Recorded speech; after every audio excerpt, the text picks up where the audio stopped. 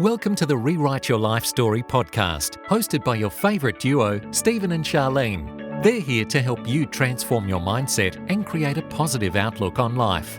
Are you tired of feeling stuck and unfulfilled? Are you ready to take control of your thoughts and emotions and rewrite your story? Well, you're in the right place. They will be sharing inspiring stories, practical tips, and expert advice to help you on your journey to a better you. You'll learn how to let go of negative self-talk, embrace your strengths, and focus on the good things in life. Each episode will be joined by amazing guests who have rewritten their own life stories and are now living their best lives. From successful entrepreneurs to accomplished athletes, we'll bring you stories of resilience, courage, and triumph. So grab a cup of coffee, get cozy, and get ready to be inspired. Tune in every week for a new episode of the Rewrite Your Life Story podcast. Let's rewrite our stories together and make every day count. In this interview, we interview Jamie Gantt, an ICF certified coach and workshop facilitator dedicated to helping individuals create positive change in their lives. Jamie has a background in positive psychology and people management and brings a unique perspective to her coaching and workshops by combining evidence-based practices with a compassionate client-centered approach. Join us as we delve into her story. Before we get started, we want to remind you that the information presented in this podcast is for educational and informational purposes only. The views and opinions expressed by the hosts and their guests are their own and do not represent the views of any organisation or entity. Additionally, any information presented should not be taken as legal, medical, or financial advice. Always consult with a licensed professional in the respective field for any advice or guidance. Now that we've got that out of the way, let's dive into today's topic and learn how to transform our lives through positive thinking and taking control of our stories. Thanks for joining us.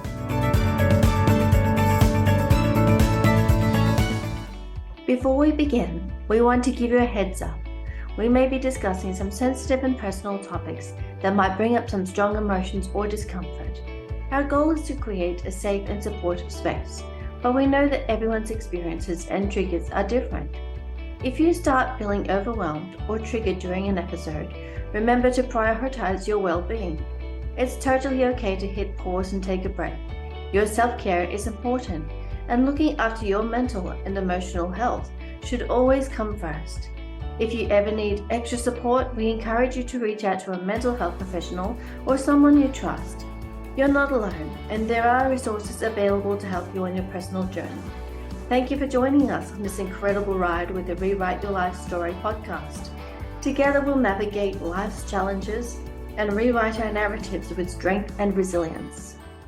Hey everyone, it's Stephen and Charlene from the Rewrite Your Life podcast, and today we're really excited. We've got Jamie Gantt from Radically Alive Coaching, who is joining us all the way from Johannesburg in South Africa, but originally from Ohio, Columbus in the USA. So Jamie, welcome to our show.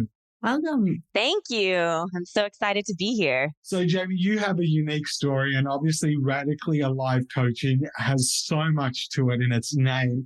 But tell us a bit about your story and how you came up with Radically Alive. What was the changing points in your life? So take us right from the beginning.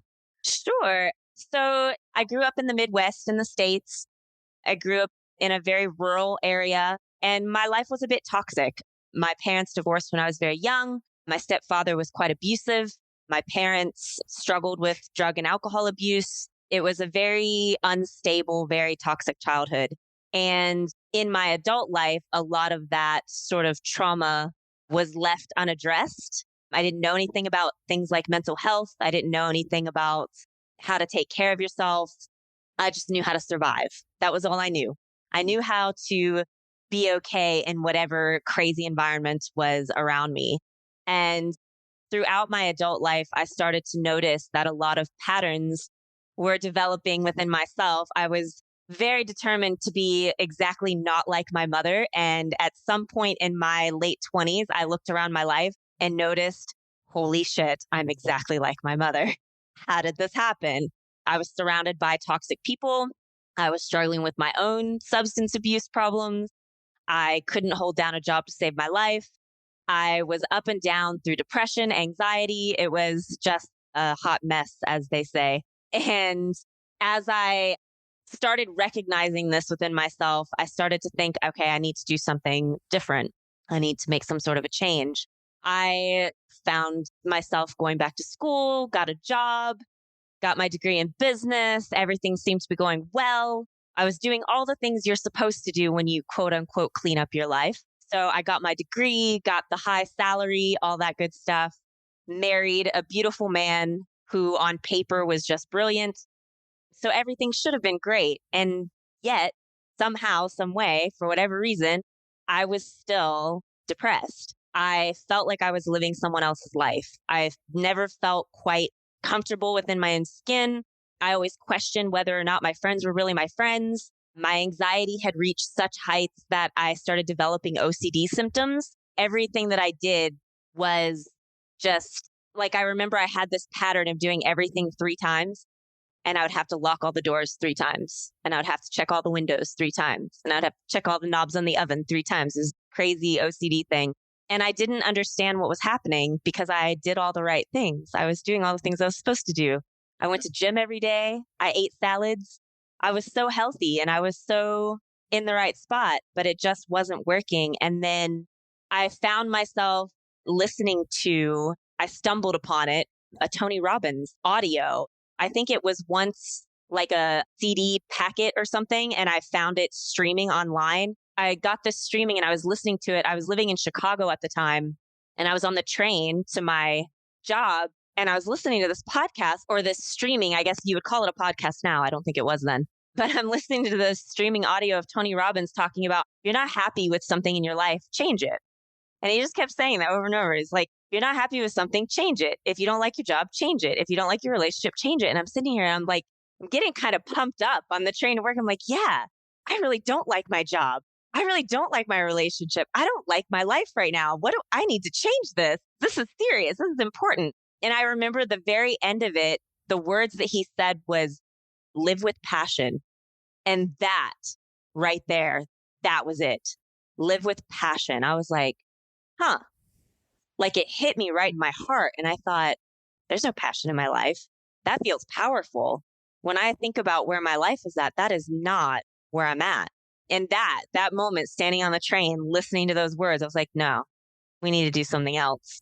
And that sort of kickstarted my journey towards learning how to be authentic and learning how to look after myself truly.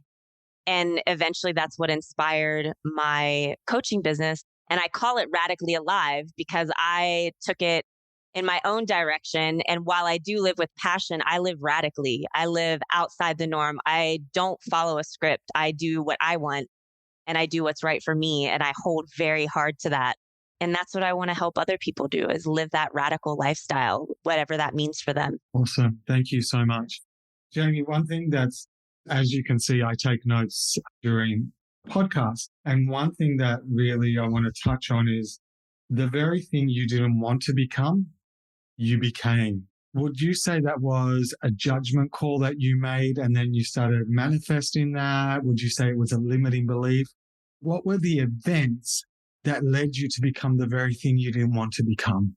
That's a great question. It's very interesting.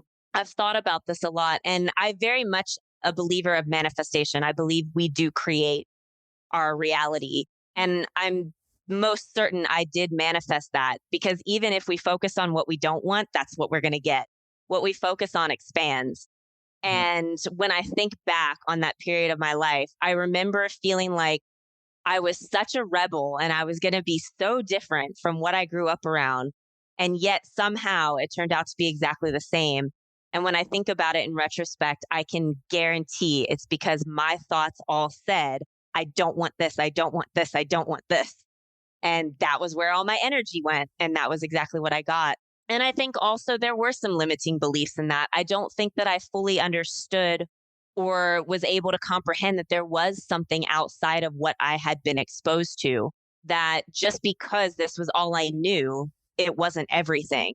And I think I only knew how to operate within what I knew. And we all get programmed when we're young. We are products of our environment. We're products of what people around us say is true about the world, and we don't know any better. And I think it was when I started making the decision to seek outside of what I knew to be true, things started to change. And so I had to just give myself the teensiest little nudge and ask myself, what if this isn't the only thing? What if I could be somewhere different? Just that tiniest little hint or glimmer of possibility was enough to at least get the ball rolling. And of course, we're talking like a 20-year journey here. So it wasn't like it happened overnight. But yeah, I think that it really was just a combination of both limiting beliefs and manifesting. You've got to pay attention to where you put your energy and your focus. Yeah, that's so true because, with the unconscious mind, it doesn't perceive negatives. So when you say, I don't want this, it actually manifests it because it doesn't perceive the don't. So great lesson there. Thank you, Jamie. What if? What a question of possibility. Such a great question. It just shows those options as well. And I know a lot of people in similar situations, they'll realize, hey, I've become my mom, I've become this, I've become that.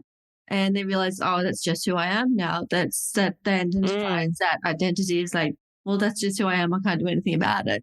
So what was it? Like, do you feel that catalyst for you to say, what if I could change? Was that moment where you heard Tony Robbins saying, live passionately, or was there something else? I think it was a couple things. I think the first shift happened earlier on. So it was back in when I had that moment of realizing that I was just like my mom.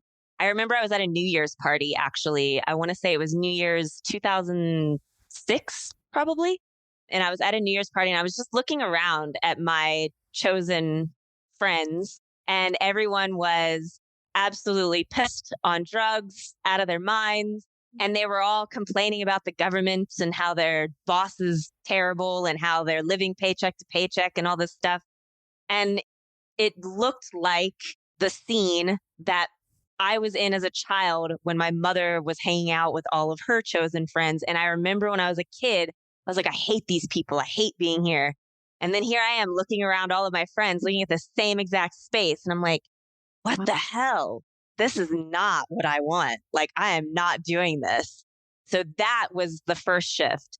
And that was, of course, when I call it going guardrail to guardrail. So I went to the extreme opposite of that.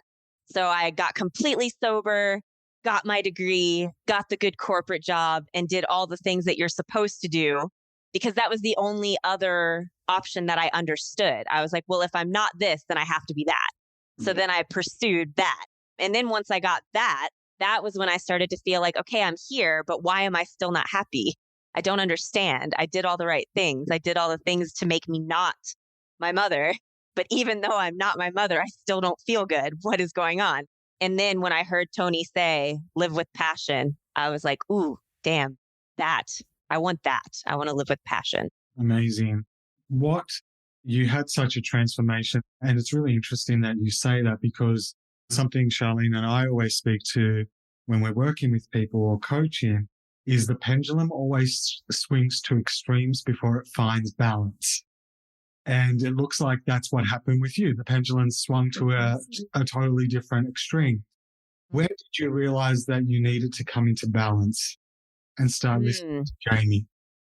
Yeah, that's a great question. So it was quite a journey. And I would say, I'm definitely still in it right now, but about 6-7 years ago in 2016, I heard that message from Tony, live with passion.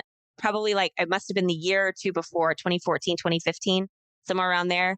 And I had begun seeking what it meant to live with passion. And so I decided one good thing that might be beneficial is to go to therapy. So I went to therapy, and I was blessed enough to have employee assistance programs through my job where I was able to get access to therapy at a very affordable cost. And so I started dealing with some of my past traumas. I started learning terms like limiting beliefs and values, which I never understood what values were before, different things like that. And while I was on that journey and on that path, I started coming more into my own. I started understanding myself better. I started understanding what makes me the way that I am. Why do I get so upset when I hear people say certain things?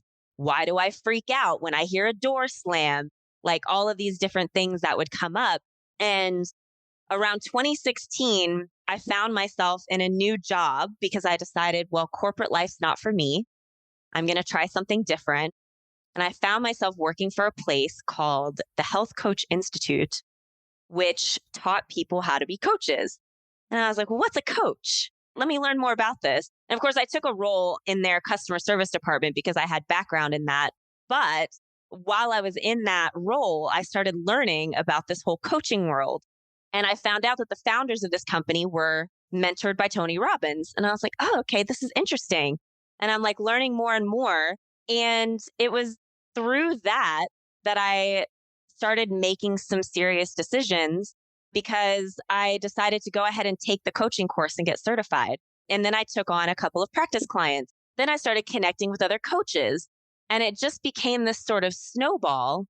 And throughout that journey, one of the things that I talk about a lot with my clients, and a thing that's very common in the coaching world, is taking massive action.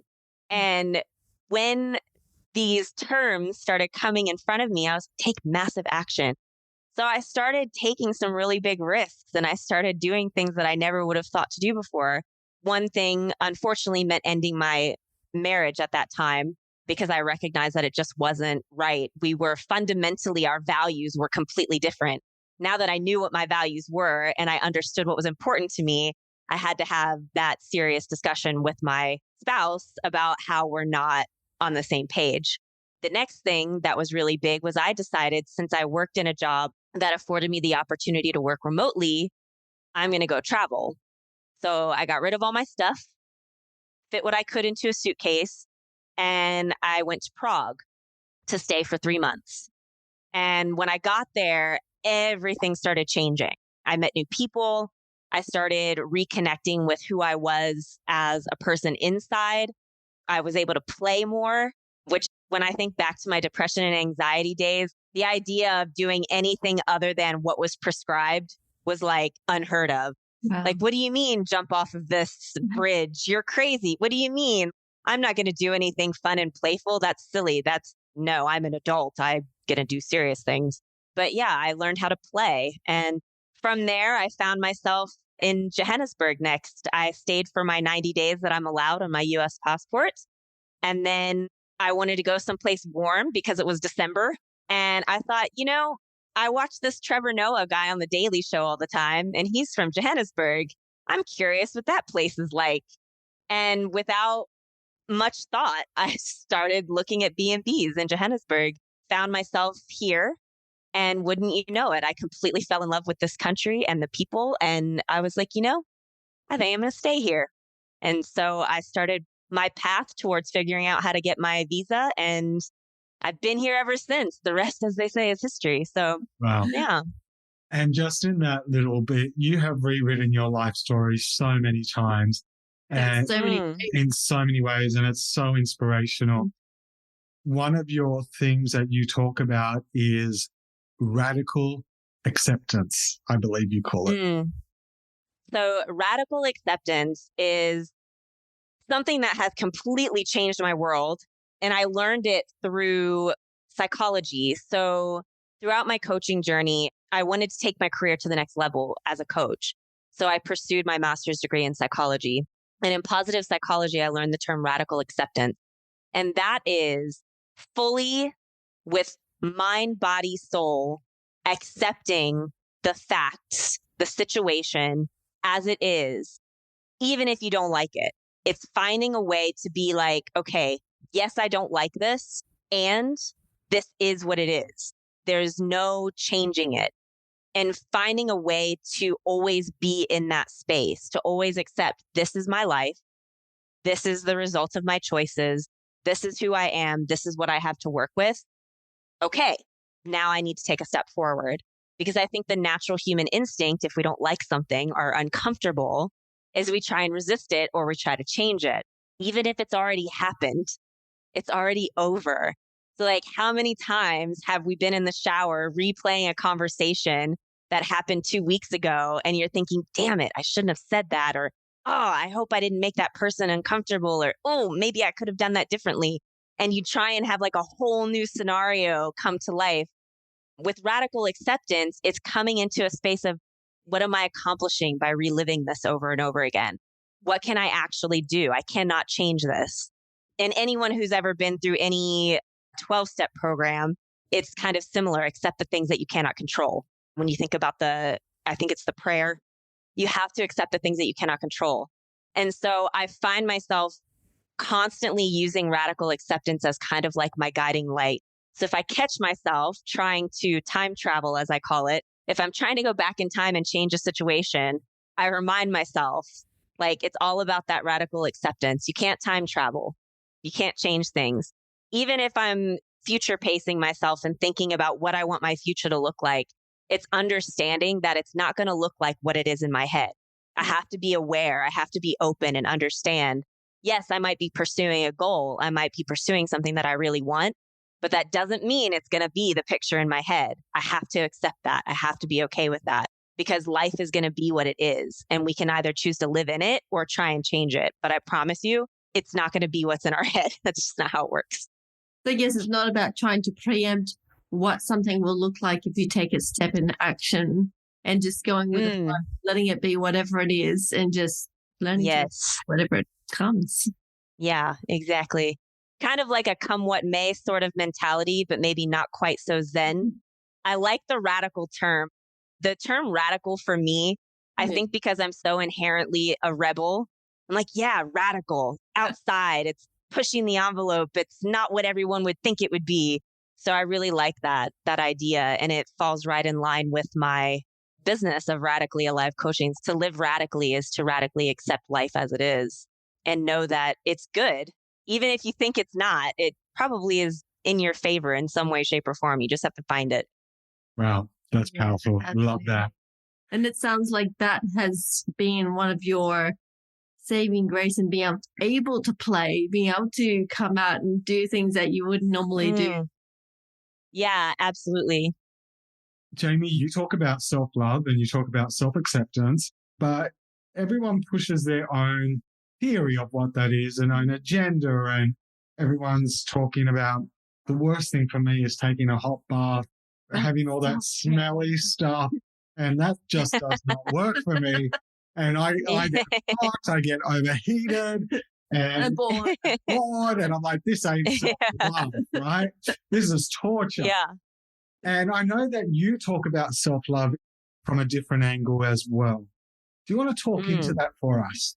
Yeah, absolutely. So self-love and self-care are big parts of what I do in my business. And I try to look at it from a perspective of authenticity, of what's authentic to you. And when I think about things like self-love, I think about, what is the relationship between me and myself? Is it an honest one? Is it an open one? Is it a caring one? Is it a nurturing one? And so I know that I see all the time on the social medias hashtag self-love, and they're like eating a piece of cake. And I'm like, okay, that's cool. Hashtag self-love, and they're getting a manicure, a pedicure. Okay, that's cool. If that's what works for you, brilliant. Also, I think that self-love is about being open and honest with who you are inside, and really looking at the shadow work is a big term that a lot of people are familiar with. So looking at like some of the dark areas, looking into those dark corners of yourself that maybe you don't like so much. Like for me, for example, I've struggled with body image issues for a long time, as many women have, I believe. And that's something that I like to look at within myself and try and find, like, what is that? What standard am I holding myself to? And paying attention to how I communicate with myself. How do I talk to myself? How do I talk about myself? So when my friends are sitting around eating their cake, hashtag self-love, am I sitting there thinking, ugh, you have no idea what it's like to struggle with weight? Or am I thinking, wow, that's really great for you? And I'm choosing not to do that because it's not what works for me. So just paying attention to the dialogue and taking time to look after yourself properly. Simple stuff like go to the doctor and get a checkup and like go see a therapist if you need to see a therapist. If you're on medication for any kind of mental health, take your medication. Properly groom yourself, like really genuinely look after yourself.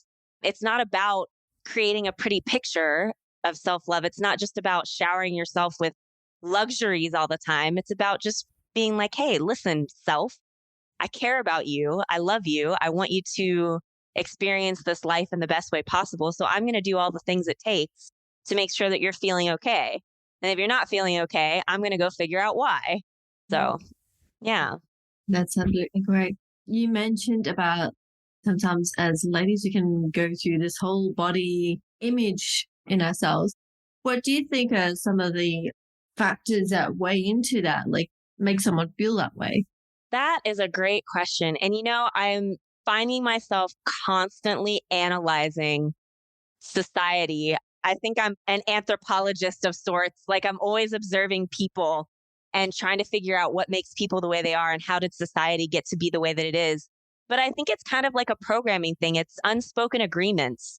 It's unspoken understanding that this is what beauty is. Wow. And this is what is considered cool or attractive, things of that nature. And I think all of these unspoken agreements can really sink into one's unconscious. And when it's there, you start to compare yourself and you start to think, oh, but I don't look like that. And everyone seems to think that that is what is good and attractive and acceptable. And I don't look like that. So maybe there's something wrong with me. But I think it comes down to, as humans, where we need connection. Like if you look at any evolutionary study, you know that humans need to be accepted and loved and feel like they belong. Like we are a very connected species. Like we need that. We thrive on that. And so if something tells us that the way we look might prevent us from being accepted or from belonging to a tribe or a group or being loved, then it's going to create issues. And I think that that's where a lot of body image comes from, because there's so much glamorization around certain body types and certain looks that it can confuse the mind, especially these days with technology and socials and the perfectly angled selfie and whatever. It just can mess with a person's head a little bit. So you have to be aware of that. You have to pay attention and be kind to yourself. Yeah, I love that. And we're kind to others, but we don't tend to be kind to ourselves. And I love what you said, one liner, and it's, what standard do you hold yourself to? And I think that's so profound, that one sentence. Like, are we holding ourselves to a standard we're actually seeing on social media? Yeah. And how real is that? Yeah, absolutely. Yeah. How real And is that? whose standard are we holding ourselves to? Yeah. Let's face it. You probably got 5% of the influencers, and I'm not bagging influencers or anything, but that's only 5% who have 80% of the feeds and have 80% of the popularity. Yeah. But the 80% are never going to be like that 5%. And we hold to that standard. So thank you so much for clarifying that for our audience. Like, what standard are you holding yourself to? Jamie, I'm just wondering, you spoke about Tony Robbins and you spoke about the coaching organization that you belong to. Obviously, these have been profound mentors, even if they're not relationship mentors, they're there on the sidelines, you listen and all that. What impact have mentors made a very significant impact to who you are today? Yeah, I would definitely say so. I think that there are quite a few people in my life that I can think of that have really shaped who I am, whether it was through just learning from a relationship that I had about who I am as a person as a result of it, and also just seeing other people taking actions in ways that I maybe wouldn't have thought possible, which actually I think is important to think about who you're surrounding yourself with and who you are paying attention to, because mentors come in many forms. So I've had mentors through just people that I've interacted with on a daily basis, just as much as someone like Tony Robbins, who's quite a big influencer. And I think that what I get from like any kind of mentorship is I think it's seeing someone embodying something, some characteristic, some action, some way of life that maybe I aspire to, or maybe I hadn't thought possible, or maybe I didn't, it never would have occurred to me someone could be a certain way, or someone could live a certain way, or make certain decisions. Humans are just such a unique species, and all of our backgrounds and cultures and ways that we've grown up and our experiences and the meaning we made out of those experiences, they all amalgamate into this like way that we present ourselves and the way we show up and the way we make decisions. And so I really like to see how other people are doing things and how other people are playing life, because it gives me different ideas of like, oh, wow, I never would have thought that someone could see this from this perspective. That's interesting. I never would have thought of that. Like, let me think about how I can integrate that into my life. Does that fit with me? Does that not fit with me? Maybe I'm going to start making some decisions differently now. So yeah, there's mentors all over the place. Yeah, and I just love that curiosity that you have. Yeah. As in seeing if it fits for you. That's brilliant. And just that curiosity with human nature. And like a lot of people do get sort of caught up, and if something was to happen, what if I took an action, or what if I did this and something really bad happened? So what kind of advice would you give to someone who was fearing the unknown and was afraid to take risks in their life? Yeah, that's a great question. And it's something that even I have in my own head sometimes, but getting caught up in what ifs and shoulds. I should or shouldn't do that because X, Y, Z. Or what if I do this and I look silly, or someone doesn't like it, or whatever the case may be. I like to have people first think about worst case scenario. If you do it and it doesn't work out, are you going to die? Probably not. So if you're not going to die, maybe go ahead and see what happens. Because sure, something terrible could happen, but also, what if something really great happened? What's the best case scenario? Why couldn't it go that way? Maybe it will. You never know. But most of the time, it's usually not life or death situation. It's just something new and different. And to be quite honest, once you get so into the radical acceptance, and when you really can fully embody like, okay, this is life and this is what it is, even if you die, it's not going to be the end of the world. The world goes on. It's going to be fine. I know death for a lot of people is very scary, but it's just a different phase of life. You just haven't gotten there yet. You don't know what it looks like. It's fine. It's going to be fine. You won't even notice. I love that.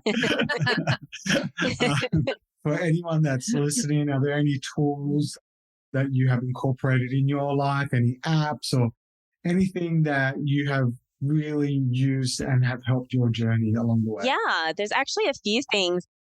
Mindfulness is a big one. And I can actually recommend Jon Kabat-Zinn. He's kind of like the OG of mindfulness in the Western world. But any of his books, any of his podcasts, any of his online courses, he created mindfulness-based stress reduction program back in like the 70s. He was a medical doctor. It was a big revolutionary thing in the medical world, but he's got some great stuff. So anything mindfulness, which doesn't just mean meditation, by the way, which you'll learn if you go look him up. But yeah, mindfulness activities. I'm a big journaler. I love journaling. My therapist got me into that years ago. And I remember the first couple times I did it, I thought it was stupid. I was like, oh my God, what am I, like 12 years old with a diary? This is silly. But it's really beneficial and really valuable. And there's a great app that you can find called Youper, Youper. It's sort of a journaling app, and it's almost like a cognitive-based coaching app. Like it's an AI bot, but it talks you through questions, and it gives you like little mental health checks. So it gives you the generalized anxiety questionnaires and generalized depression questionnaire that most therapists use. And you go through and you do like your own little mental health checks, and then you do a little bit of journaling. And I've had this app on my phone for 6 years now, and I can still go back to all of my journal entries from 6 years ago. So you can back it up through your cloud. It's a great app. I don't know who the heck designed it. And it was a random friend who pointed me to it once because I said that it would be great if a coaching app existed. And he was like, actually, I think I know one. And I started using it myself, and I think it's brilliant. So it's a really useful app to kind of just keep yourself focused. And it's got some great cognitive behavioral tools and acceptance and commitment therapy tools sort of built into the app itself. So if you put into the app, like, oh, I'm feeling angry right now, or I'm feeling restless right now, it will go through a series of questions with you like, oh, what is the cause of that?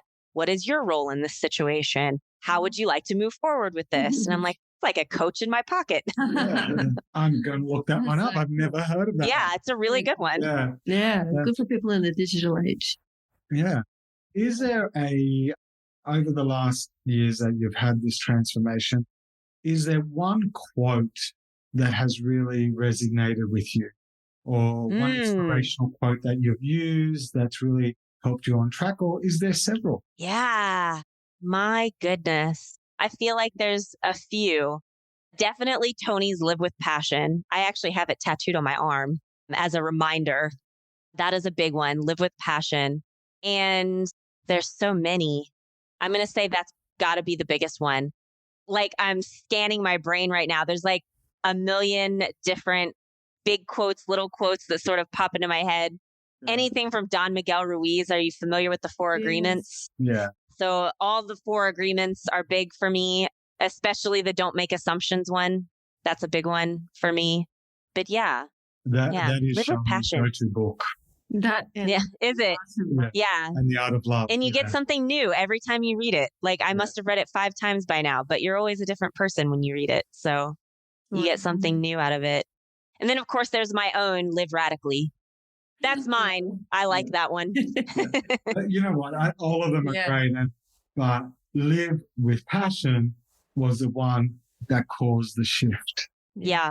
So that's the one that was a big one. Yeah, with you most. And I just love that. And I hope that it has the same impact to people listening today as well. Absolutely. Yeah. So Jamie, on that note, if you were to talk to someone today, what advice would you give someone who wanted to change their life story or to rewrite their life story? So my best piece of advice, if you want to rewrite your story, is make the decision and get support. You cannot human by yourself. It is impossible to human alone. So once you've made the decision, stand in it and then get support, whatever that means for you. Family, friends, therapy, coach, mentor, whatever that looks like, but get support. That's right. It goes back to the connection you were talking about, where as humans, we just need to connect with each other, right? And how alone. I love that. Yeah. I really think I would not be where I am today without the people in my life. Like, it's made such a huge difference. So that's beautiful. So if you could go back, Jamie, and rewrite your life story, what would it look like? If I could go back and rewrite my life story, oh my goodness. Why would I touch such a brilliant piece of perfection? I love it. I love the way that my story has unfolded. I'm sure if you had asked Jamie 20 years ago if she could go back and rewrite it, I would have all kinds of things to say. But you know what? If you want to rewrite it, it's just about giving yourself the opportunity to rewrite from today. It doesn't have to be going back. It's just making it from today. You get to rewrite a new chapter, a new way of being. Beautiful. Thank you so much, Jamie. Jamie, thank you for joining us today. And if you want to know more about Jamie and Radically Alive Coaching, her social profiles and her website are on today's show notes. So please follow and reach out if you want to know anything more about Jamie. Jamie, once again, thank you for being on our show today. Thank you so much for having me. It's been such a blast. Now that we've interviewed our guest, join Charlene and I as we recap today's episode. I just loved that episode and loved interviewing Jamie. How good was that? When you think about her business, Radically Alive Coaching, it really emphasizes all that she is. I know. It just encompasses everything that she believes in, her values that are just shine through her biography. Yeah. And my key takeaways is what she said at the beginning. She goes, I knew how to survive. And that's all she was doing. She was just surviving. You know, she wasn't living as such. She wasn't living truly authentically to her values. She was just surviving. And yeah, it just did that one little statement that helped to turn the key for her.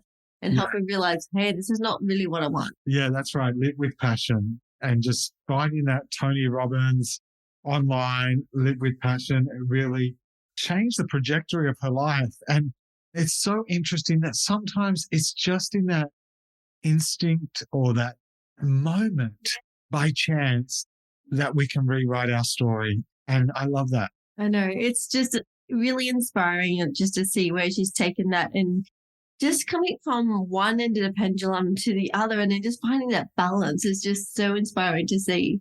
Absolutely. It's impossible to human alone. I know.